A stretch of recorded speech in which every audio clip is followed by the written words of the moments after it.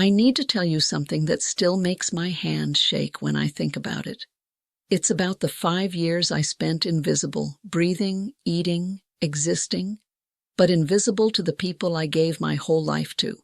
You might think you know how this story ends, but I promise you, the truth is something altogether different. Worse in some ways, better in others. Let me start from the beginning, when I still believed in promises.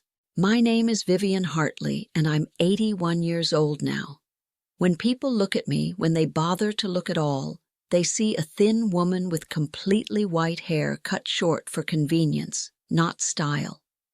My blue eyes, which George used to say could calculate a balance sheet and break his heart in the same glance, have grown somewhat distant these days. There are broken capillaries on my cheeks, the kind that come from years of crying when you think no one's watching. I'm wearing the oversized robe Meadowbrook Nursing Home provides, and on my wrist is a watch that stopped working in 2019. I haven't bothered to replace the battery. What's the point of tracking time when every day is identical? I'm sitting in the activity room right now, looking out at the meticulously maintained lawn. There's an untouched lunch tray in front of me. The food here isn't bad. I've just forgotten how to have an appetite. 2 nurses are chatting quietly near the medication cart, their voices a familiar soundtrack to my days. But I'm getting ahead of myself. 5 years ago, 2016, I was 76. I had a life that looked, from the outside, like a success story. I'd worked as an accountant for 35 years, raised 3 exceptional children, and had been married to George Hartley for 48 years before he passed in 2010. My children. Michael was 50 then, an investment banker with a corner office and a salary that would have made my Depression-era parents faint. Linda, 48, was a corporate attorney who billed her time in 6-minute increments and drove a car that cost more than my first house. Thomas, the baby at 45, was a software engineer in Silicon Valley, working on things I couldn't begin to understand. I was proud. God, I was so proud of them. That autumn, I fell. It sounds simple when I say it like that, but falling when you're 76 is never simple. I was reaching for a book on the top shelf, The Count of Monte Cristo, if you must know, George's favorite, and my slipper caught on the rug. The hip broke before I hit the ground. I felt it snap like a dried branch. The surgery went well. The doctors were optimistic, but recovery at my age is measured in months, not weeks, and it required care I couldn't provide for myself. That's when Michael flew in from New York. I remember him sitting beside my hospital bed, his expensive suit jacket draped over the chair, his Rolex catching the fluorescent lights. He took my hand. His hands were so soft compared to George's rough accountant's fingers, and said, "Mom, you can't live alone anymore. It's not safe." I could hire help, I started to say. A home care nurse, just for a few months until... "It's too expensive, Mom." That was Linda on speakerphone. She hadn't come in person. There was a major case, a deposition, something crucial that I've since forgotten. "We've found a wonderful place. Meadowbrook Nursing Home. It's got excellent reviews, professional medical staff, and it's only an hour from Michael's house. Only an hour." I held on to those words like a life raft. "Mom, this is for your own good." Thomas on video call from California, his face pixelated and concerned. "We're all too busy to provide proper care. You'll have company there, activities, safety. You'll love it." I didn't want to go. But when all 3 of your children speak in that unified, reasonable, we've already decided tone, what choice do you have? They'd researched, they'd visited, they'd already paid the first month's fees. I was being difficult by hesitating, selfish by wanting to stay in the home where I'd raised them, where George and I had slow danced in the kitchen on our 40th anniversary. November 2016. Michael drove me to Meadowbrook himself. It was a pleasant facility, I'll give them that. Clean corridors that smelled of lavender air freshener rather than the urine and decay I'd feared. The staff smiled and used my first name immediately. My room was small but bright, with a window overlooking a garden that someone clearly tended with care. "I'll come every week, Mom," Michael promised, hugging me goodbye. His cologne was expensive, something Italian I didn't recognize. Every single week.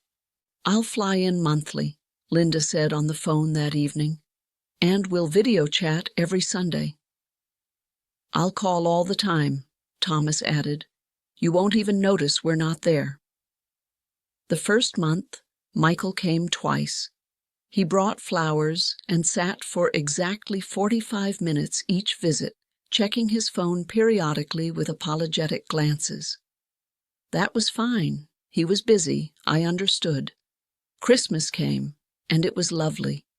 All 3 children descended on Meadowbrook with their spouses and my grandchildren, beautiful, well-dressed strangers who called me Grandma Vivian, with the same polite distance they might use for a neighbor. We ate the facility's holiday dinner in the decorated dining hall. Turkey was dry, but the company made up for it. Linda took dozens of photographs, posting them immediately to Facebook. Christmas with Mom, more family first. Blessed. I was in those photos, smiling, wearing the red sweater Linda had brought me because the nursing home clothes are so dreary, Mom. I looked happy. I was happy in that moment. I believed the promises. Then 2017 arrived, and with it came the slow, agonizing disintegration of those promises. January. Michael called to say work was crushing him. A major deal. He'd come next week. Next week became next month. February. Linda's excuse was a case going to trial. She'd visit after the verdict. The verdict came and went without her. March. Thomas was in the middle of launching a product. Critical timing. He'd fly out once things settled down. I understood. I truly did. My children had important careers, responsibilities that extended beyond one elderly mother in a nursing home. I'd raised them to be successful, to chase their dreams, to never settle for mediocrity. How could I resent them for being exactly what I'd taught them to be? Easter passed. I ate ham with the other residents, most of whom also had empty chairs beside them. We didn't talk about it. April brought my birthday, 77. I waited by the window that morning, watching the parking lot. I'd mentioned the date to Michael on our last phone call, 3 weeks prior, and surely one of them would remember. The day ended with the staff singing an awkward rendition of Happy Birthday and a small cake from the facility kitchen. 3 cards arrived 2 days later, forwarded from my old address that I'd forgotten was even still in the system. Store-bought cards with printed messages. Happy birthday, Mom. Love, Michael. Thinking of you on your special day. Love, Linda. Hope your birthday is wonderful. Love, Thomas. Not a single handwritten word. Not one. But I made excuses. I was good at that. They're so busy, I told Mary, the night nurse from the Philippines who sometimes sat with me when sleep wouldn't come. Michael's managing millions of dollars. Linda's cases affect huge corporations. Thomas is changing the world with technology. How can I compete with that? Mary looked at me with those dark, knowing eyes. My children are busy too, Mrs. Hartley, but they call every week. I changed the subject. Thanksgiving 2017. I sat in the dining hall with Rose, whose daughter came every Wednesday without fail, and Harold, whose grandson visited every weekend and brought books. We ate turkey that was somehow both dry and undercooked. I was grateful for their company, even as I envied their full tables when their families arrived for dessert. Christmas 2017, 3 cards again. 3 checks this time too, generous amounts that the facility administration deposited into my account. Money instead of presents. I should have seen the writing on the wall. The years began to blur after that. 2018 was a ghost year. Phone calls became monthly, then quarterly, then sporadic. I stopped expecting them. Michael remarried. I learned this from a Facebook post I saw on the activity room computer. Linda made partner. Someone mentioned seeing the announcement in a legal journal. Thomas had a baby. The notification came via a mass email that had clearly been sent to hundreds of people.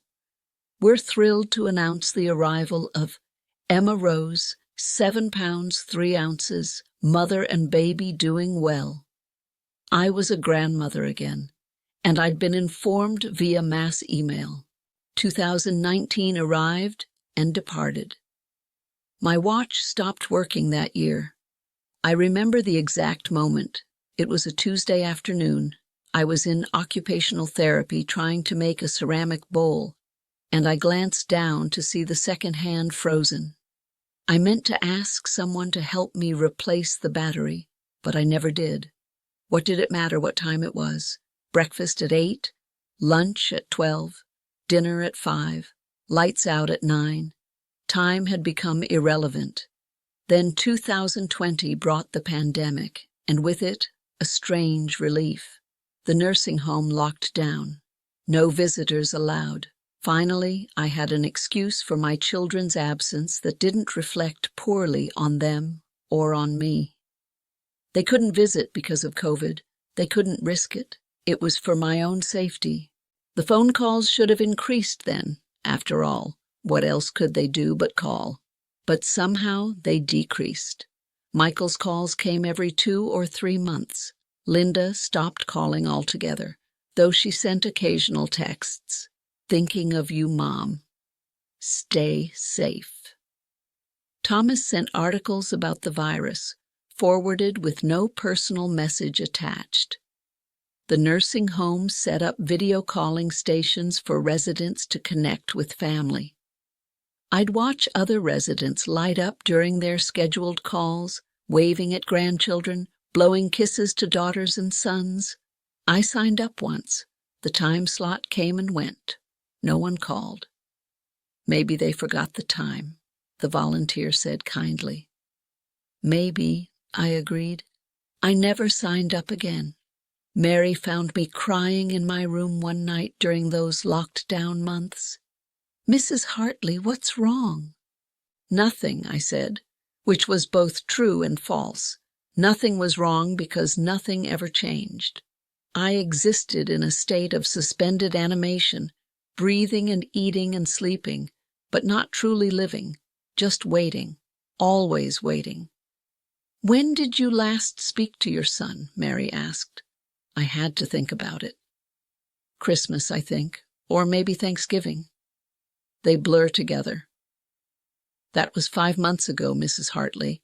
5 months. Had it really been that long? They're busy, I said automatically. The pandemic has made everything harder. Michael's working from home. Linda has Zoom court. Thomas is managing a remote team. They're adapting to a whole new world. Mary sat on the edge of my bed, which was technically against regulations, but she did it anyway. Mrs. Hartley, my children are busy too. My daughter is a nurse working double shifts. My son drives a delivery truck 14 hours a day. But they call me every Sunday, 8 o'clock Philippines time. Every single Sunday. I didn't know what to say to that. The pandemic restrictions lifted in phases through 2021. Visitors returned. Rose's daughter came back, then Harold's grandson. The activity room filled with voices again, with hugs and tears and laughter. I watched from my corner chair, a magazine open on my lap that I wasn't reading. July 2021. I remember it was July because the heat was oppressive, making the activity room feel like a greenhouse despite the air conditioning. A new nurse, young and eager, was updating resident files. She approached me with a clipboard and a friendly smile.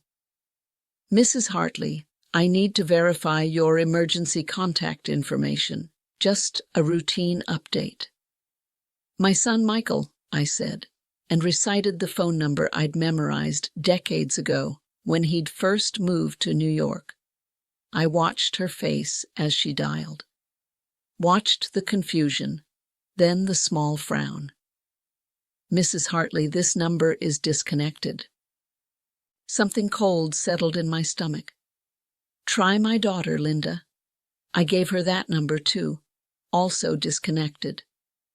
Thomas's number rang at least, but a stranger answered, a young man who sounded annoyed to be bothered.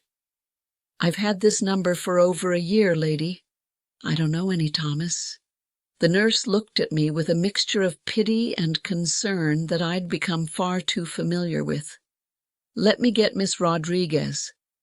Ms. Rodriguez was the facility's social worker, an efficient woman in her 40s who'd always treated me with professional kindness but no particular warmth. That changed that day. She sat with me for an hour, gently asking questions. When had I last seen my children in person? When had we last spoken? Did I have any other contact information for them? The answers were humiliating. 5 years since I'd seen any of them. 6 months since a phone call. A year since a text message. I had no emails. They'd stopped responding to those in 2018. No current addresses beyond cities I thought they lived in. No way to reach them at all. "Mrs. Hartley," Ms. Rodriguez said carefully, "with your permission, I'd like to do some investigating. This isn't normal. There could be a reasonable explanation." "They're busy," I said, because what else could I say? That my children had forgotten me? That I'd become so inconsequential that they'd changed their numbers without informing the nursing home that housed their mother? "They're very successful. Very busy. Mrs. Hartley." Ms. Rodriguez took my hand. Busy people still check on their mothers. It took her 2 weeks to find them. 2 weeks of detective work, tracking down corporate directories and LinkedIn profiles and public records. When she finally called me to her office, I knew from her expression that the truth was going to hurt. "I found them," she said. "All 3. Michael was in London. He'd taken a position there 3 years ago. Remarried, as I'd known. 2 stepchildren. His LinkedIn showed a life of business conferences and luxury hotels and weekend trips to Paris. Linda was in Seattle. Made partner, as I'd heard. Divorced. Living in a waterfront condo with floor-to-ceiling windows that must have cost a fortune. Thomas was in Austin. The baby I'd been notified about via mass email was now a toddler. He'd changed jobs twice. His social media showed a life full of barbecues and hiking trips and startup culture. "They've been paying your bills," Ms. Rodriguez said quietly, "automatically from your account. The nursing home fees, your medical expenses, everything's been handled financially." Financially? Not emotionally, not personally, just financially. "Would you like me to contact them?" she asked. I thought about it. What would I say? What would they say? I imagined Michael's polished voice making polished excuses. Linda's legal training constructing an airtight defense of their absence. Thomas's tech-speak explanations about being overwhelmed and meaning to reach out. "Yes," I said finally. "Yes, please contact them." I sat in Miss Rodriguez's office while she made the calls. I could hear Michael's voice through the speaker, that familiar tone that now sounded foreign. "What?" Oh God, is she all right? I've been meaning to call. Work has been absolutely insane. The London office is... Your mother hasn't heard from you in 6 months, Mr. Hartley. A pause. A long pause. 6 months? Has it really been that long? Christ, I'm so sorry. How is she? How was I? I was sitting 3 feet away from the phone, and he was asking Ms. Rodriguez how I was, as if I were an abstract concept rather than a person who could answer for herself. Linda's call was similar. Shock, genuine or performed, I couldn't tell. Apologies, definitely performed. Promises to visit that I knew wouldn't materialize. Thomas actually cried, or made crying sounds at least. I'm the worst son in the world. Life got away from me.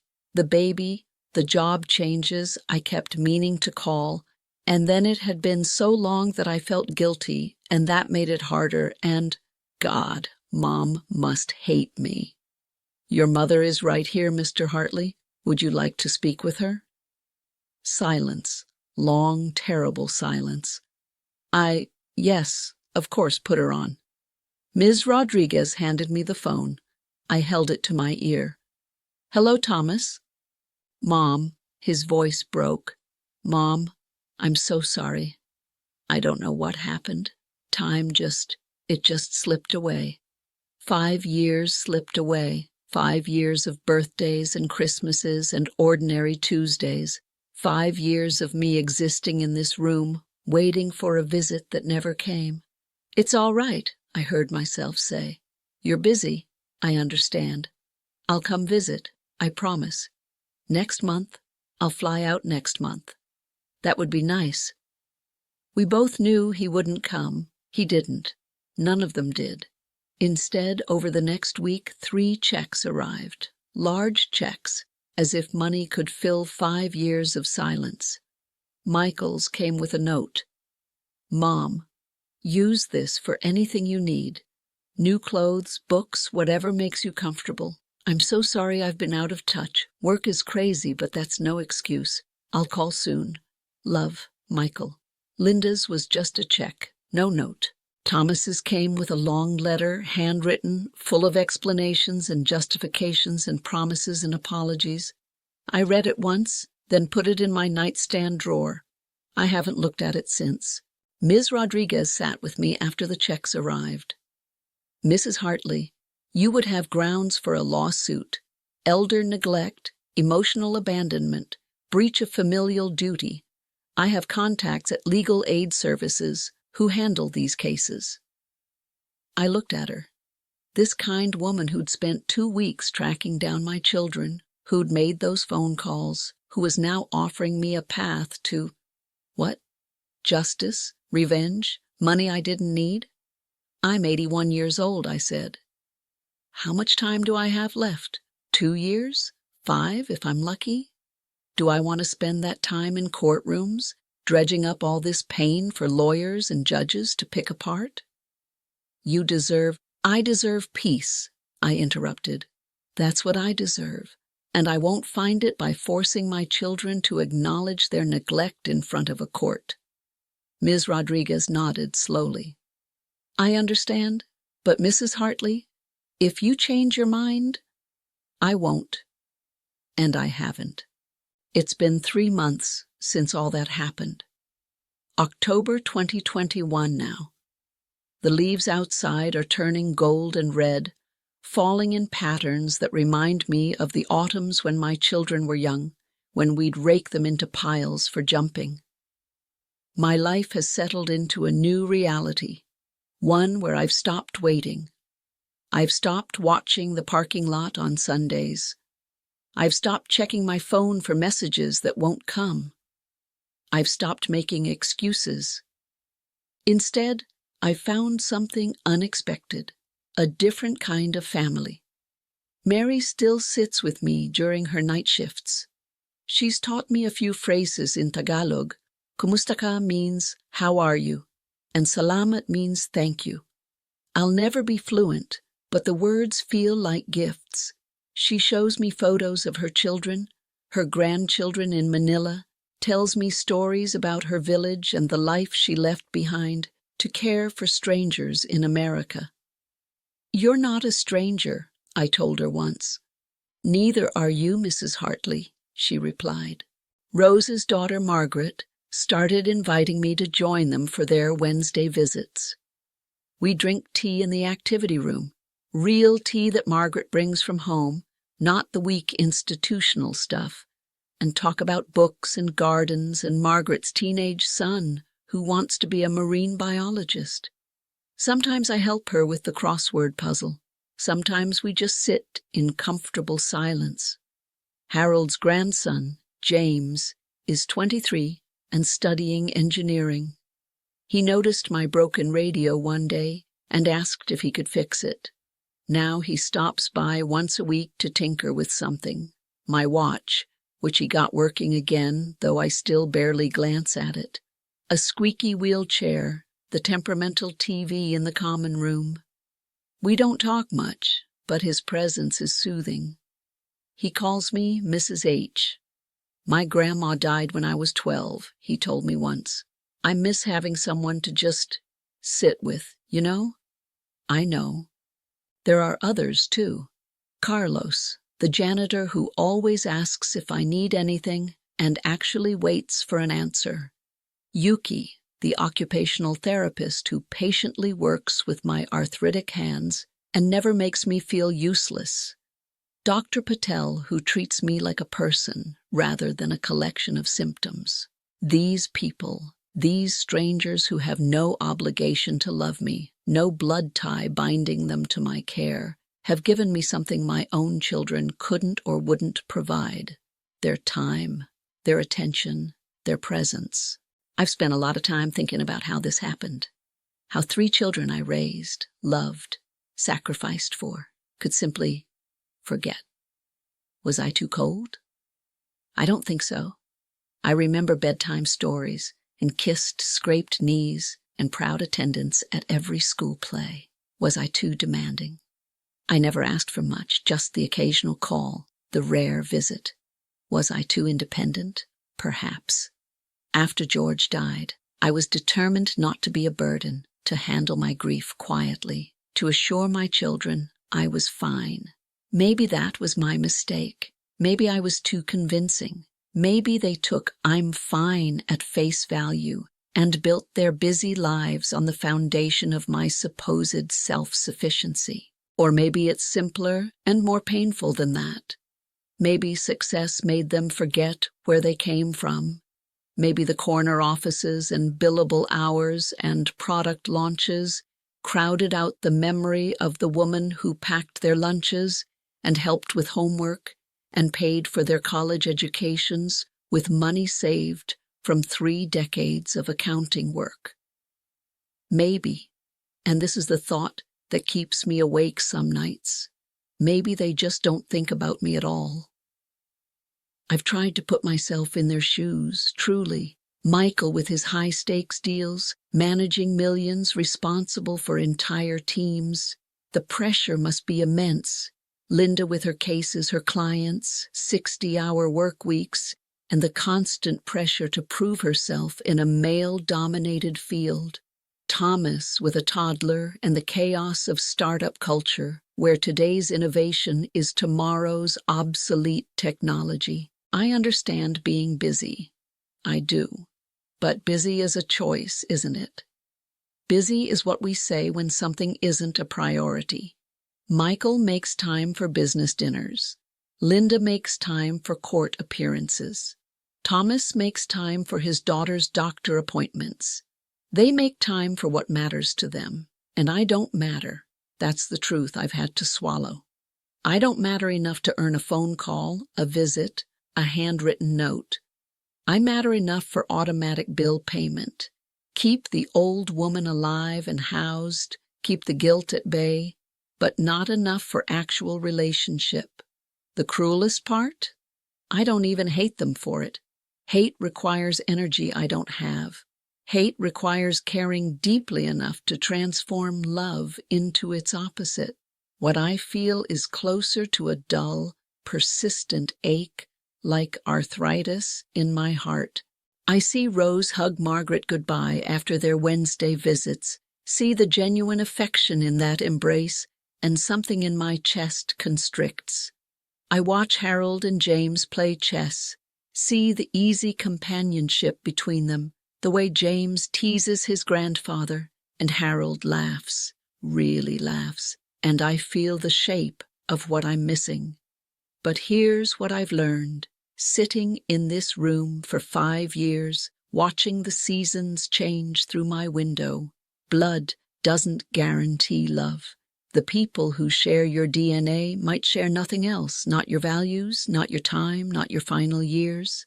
But kindness creates family. Mary isn't my daughter, but she holds my hand when the nightmares come. Margaret isn't my daughter, but she remembers I like my tea with honey, not sugar. James isn't my grandson, but he shows up. These beautiful, generous people who owe me nothing have chosen to give me everything that matters, their presence. I think about the children I raised, and I can't identify where I went wrong.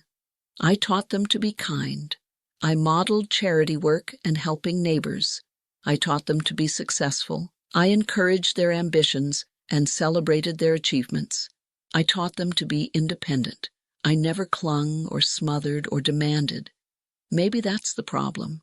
Maybe I taught them to be so independent that they didn't need me anymore, and once they didn't need me, they didn't want me either. Or maybe this is just the way the world works now. Children grow up, move away, start families of their own. The parent becomes a peripheral figure, maintained at a distance like a subscription service you forget you're paying for until the credit card bill arrives. I don't know if my children feel guilty. I suspect they do, in abstract moments, a pang when they see an elderly woman on the street, a twinge on Mother's Day. But abstract guilt is easy to dismiss. It doesn't require action, just a momentary acknowledgement before moving on to the next meeting, the next brief, the next sprint cycle. If I could speak to them now, really speak to them, not the stilted, careful conversation we had through Ms. Rodriguez, I don't know what I'd say. Would I tell them I forgive them? I'm not sure I do. Forgiveness feels like it requires an apology first, a genuine acknowledgement of harm done, and I haven't received that. Would I tell them I understand? In some ways, I do. Life gets complicated. Intentions are overshadowed by obligations. Days become weeks, become years in the blink of an eye. Would I tell them I'm okay? That would be a lie. I'm not okay, I'm functional, I'm surviving. But okay? No. Maybe I'd just tell them this. You taught me the most painful lesson of my life, but you also taught me the most valuable one. You taught me that the family you choose can be stronger than the family you're born into. You taught me that presence matters more than presence. You taught me that love is a verb, not a noun. It requires action, not just feeling. The Meadowbrook nurses will probably find me here one day, in this chair by the window, my stopped watch still on my wrist. They'll contact my children, who will make arrangements from a distance, a funeral organized via email, a modest service they may or may not attend. And that's fine. Really, it is, because my real family, Mary and Margaret and James and Carlos and Yuki and Dr. Patel and all the others who've chosen me, they'll be there. They'll remember me not as an obligation unfulfilled, but as a person they knew and cared for. They'll remember that I could never master the crossword puzzle but loved trying, that I learned to say thank you in Tagalog, that I cried during the ending of every movie, even the happy ones, that I kept butterscotch candies in my pocket to share, that I was here, present, real. If there's wisdom I can offer from these 5 years of abandonment, it's this. Don't wait for the people who've forgotten you to remember. Don't spend your precious time hoping for phone calls that won't come, planning for visits that won't materialize. Don't make excuses for people who've chosen to make you a low priority. Instead, open your heart to the people who show up, the ones who choose you without obligation, the ones who see you, truly see you, not as a duty or a burden, but as a person worth knowing. Blood might be thicker than water, as the saying goes, but I have learned that chosen love is deeper than blood. It's active, not passive. It's present, not promised. My children gave me life, raised me, and then forgot me. These strangers, these beautiful, kind strangers, have given me something more valuable. They've given me reasons to still be alive. That's worth more than any inheritance, any lawsuit, any forced reconciliation could ever provide. I'm 81 years old. My hair is white, my bones are brittle, my time is finite. But I'm not alone, not really, not where it counts. And that, I've discovered, is enough.